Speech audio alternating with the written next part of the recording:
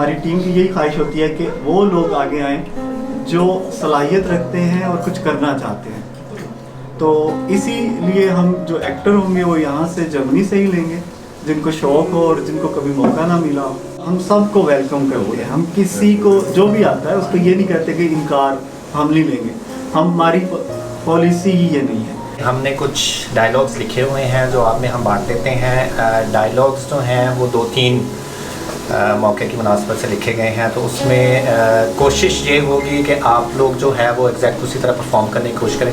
तो बहुत ज़रूरी नहीं है फिज़िकली उस तरह आप ज़मीन पर गिरें या उस तरह की चीज़। ज़्यादा जो है हमारा फोकस होगा कि वो डायलॉग डिलीवरी पे होगा कि आप उस मोड में, उस किरदार में उतर के डायलॉग बोल सकते हैं या नहीं।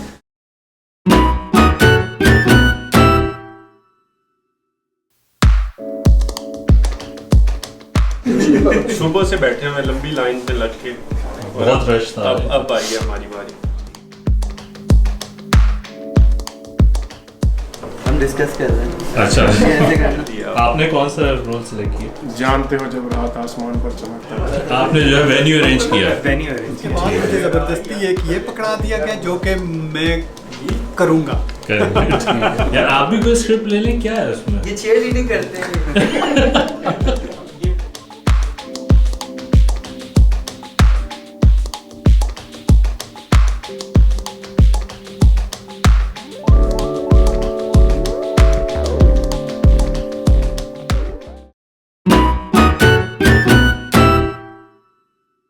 तुम ये कपड़े लेके आए हो पाकिस्तान से?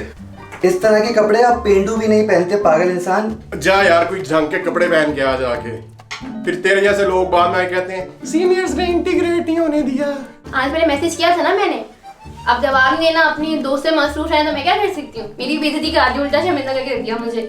और मैं तो इंज लगता जिवें कोई कूड़े वाला शॉपर के ने ड्रम दे बाहर सुटिया। उठ चल दफा हो, मुंह धो के आगे नाश्ता कर रहे थे। अचानक धमाका हुआ, गोलियां चलने लगी। माँ ये कौन लोग हैं? माँ ये कौन लोग हैं? माँ बाबा ये मेरे दोस्तों को मार क्यों रहे? बाबा ये मुझे मार देंगे। बाबा मुझे बचा लो।